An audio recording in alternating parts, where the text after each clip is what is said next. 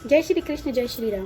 श्रीमद् भगवतम के 10वें स्कंद में आपका स्वागत है। आज हम दर्शन करेंगे प्रद्युम्न जन्म और संबरासुर के वध की कथा का।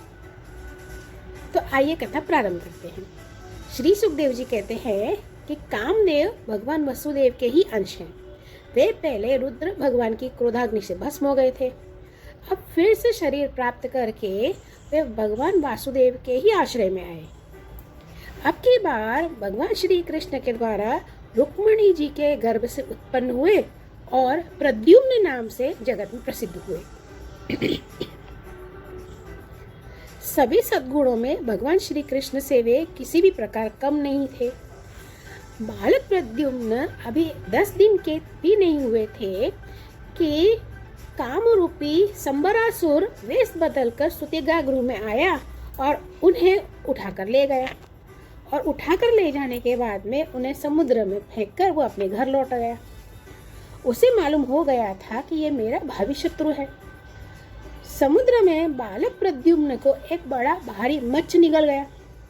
इसके बाद मछुआरों ने अपने बहुत बड़े जाल में फंसाकर दूसरी मछलियों के साथ में उस मच्छ को भी पकड़ लिया और उन्होंने उसे ले जाकर संबरासुर को भेंट के रूप में ही दे दिया।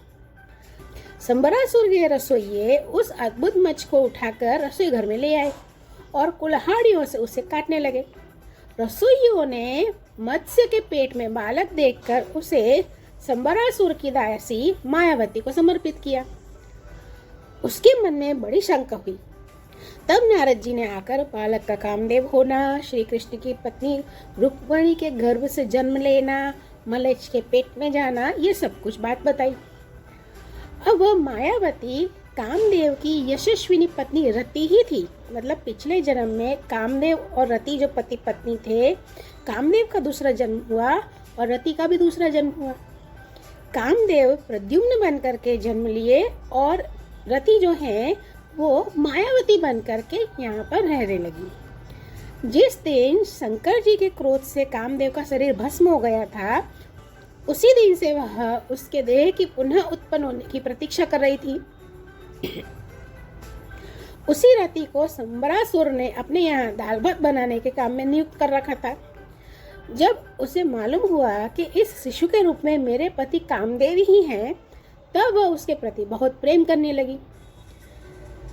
प्रद्युम्न बहुत थोड़े ही दिनों में जवान हो गए। उनका रूप लावण्य इतना अद्भुत था कि स्त्रियां उनको देखती ही रहती थी और जब स्त्रियां उनको देखती थीं तो उनके मन में श्रृंगार रस उद्दीपन हो जाता था। कमल दल के समान कोमल नेत्र, घुटनों तक लंबी लंबी बाहें और इस लोक में सबसे सुंदर शरीर। रति सलज्ज हास्य के साथ भौहें मटका मटका कर उनकी ओर देखती और प्रेम से भरकर, जैसे स्त्री पुरुष के संबंध में भाव व्यक्त करती स्त्री होती हैं, उस तरह से वे उनकी सेवा शुश्रूषा में लगी रहती। तो कृष्ण नंदन प्रद्युम्न ने उसके भाव में परिवर्तन देखा तो उनसे कहा कि देवी, तुम तो मेरी माँ के समान हो, तुम्हारी बुद्धि उल्टी कैसे हो गई? मैं देखता हूँ कि तुम में माता का भाव नहीं है, तुम कामिनी के समान हाव भाव दिखा रही हो। तब रति ने कहा कि प्रभु, आप स्वयं भगवान नारायण के पुत्र हैं। संबरासुर आपको सुतिका गृह से चुरा लाया था और आप मेरे पति स्वयं कामदेव हैं और मैं आपकी सदा की धर्म पत्नी रति हूँ। जब आप 10 दिन के भी न थे, तब इस संबरासुर ने आपको हरकर समुद्र में डाल दिया था। वहाँ एक मच्छ आपको निगल गया, उसी के पेट से आप यहाँ मुझ तक प्राप्त हुए हैं। यह संबरासुर सैकड़ों प्रकार की माया जानता है। इसको अपने वश में कर लेना या जीत लेना बहुत ही कठिन है। आप अपने इस शत्रु को मोहन आदि मायाओं के द्वारा नष्ट कर दीजिए। और अपनी संतान के खो जाने से आपकी माता पुत्र स्नेह से व्याकुल हो रही हैं।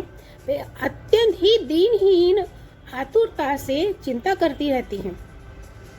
मायावती रति ने इस प्रकार कहकर प्रद्युम्न को महामाया नाम की विद्या सिखाई। यह विद्या ऐसी है जो सब प्रकार की मायों का नाश कर देती है। प्रद्युम्न संबरासुर के पास गए और कटु कटु आक्षेप लगाने लगे। वे चाहते ही थे कि किसी प्रकार झगड़ा ये कर बैठे। और इतना ही नहीं, प्रद्युम्न ने संबरासुर को युद्ध के लिए स्पष्ट रूप से ललकारा। अब प्रद्युम्न जी के कटु वचनों की चोट से सम्रासुर तिलमिला उठा। उसकी आंखें क्रोध से लाल हो गईं। हाथ में गदा लेकर वह बाहर निकला। उसने अपनी गदा बड़े जोर से आकाश में घुमाई और प्रद्युम्न जी की ओर चला दी। गदा चलाते समय उसने इतना कर्कश सिंहनाद किया कि मानो बिजली कड़क रही हो। प्रद्युम्न ने देखा कि उसकी गदा बड़े वेग से मेरी ओर आ रही है, तब उन्होंने अपनी गदा के प्रहार से उसकी गदा गिरा दी और क्रोध में भरकर अपनी गदा उस पर चलाई। तब वह दैत्य मायासुर की बतलाई हुई आसुरी माया का आश्रय लेकर आकाश में चला गया और वहीं से प्रद्युम्न जी पर अस्त्र शस्त्रों की वर्षा करने लगा।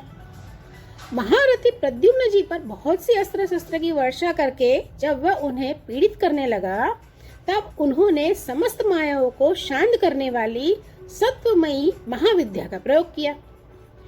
इसके बाद सम्रासुर ने यक्ष, गंधर्व, पिशाच, नाग, राक्षसों की सैकड़ों मायाओं का प्रयोग किया, परंतु श्री कृष्ण कुमार प्रद्युम्न जी ने अपनी महाविद्या से उन सब का नाश कर दिया। इसके बाद उन्होंने एक तीक्ष्ण तलवार उठाई और सम्रासुर का सर काटकर धड़क से अलग कर दिया। देवता लोग पुष्प की वर्षा करते हुए स्तुति करने लगे। इसके बाद मायावती रति, जो आकाश में चलना जानती थी, अपने पति प्रद्युम्न जी को आकाश मार्ग से द्वारकापुरी ले आई। अब आकाश मार्ग में अपनी गोरी पत्नी के साथ सांवले प्रद्युम्न जी ऐसे शोभायमान हो रहे थे जैसे कि मेघों के साथ में बिजली। इस प्रकार उन्होंने भगवान के उस उत्तम नगर में प्रवेश किया। द्वारकापुरी की नारियों ने देखा कि प्रद्युम्न जी का शरीर वर्षाकालीन मेघ के समान श्याम वर्ण है, रेशमी पीताम्बर धारण किए हुए हैं, घुटनों तक लंबी भुजाएं हैं, रत्न जैसे नेत्र हैं, सुंदर मुखमंडल है और मुखारविंद पर घुंघराली नीली नीली अलके लटक रही हैं और वो इतने सुंदर लग रहे हैं। तो वे सब उन्हें श्री कृष्ण समझकर संकुचा गई, इधर उधर छुपने लगी। फिर धीरे धीरे स्त्रियों को यह मालूम हुआ कि ये कृष्ण नहीं है, तो वे अत्यंत आनंद और विस्मय से भरकर इस श्रेष्ठ दंपति के पास आईं। इसी समय वहां रुक्मिणी जी आ पहुंची। रुक्मिणी जी के नेत्र उस नवीन दंपति को देखते ही रह गए और देखते देखते उन्हें अपने खोए हुए पुत्र की याद आ गई। रुक्मिणी जी सोचने लगी कि यह नवरत्न कौन है, यह कमल नयन किसका पुत्र है, किस बाण भागिन ने इसे अपने घर में धारण किया होगा और ये इसके साथ में ये सौभाग्यवती इसकी पत्नी कौन है। मेरा भी एक नन्हा सा शिशु खो गया था, न जाने कौन उसे सूती का गृह से उठा कर ले गया। यदि वह कहीं जीता जागता होता तो उसकी अवस्था तथा रूप भी इसी के समान सुंदर होता।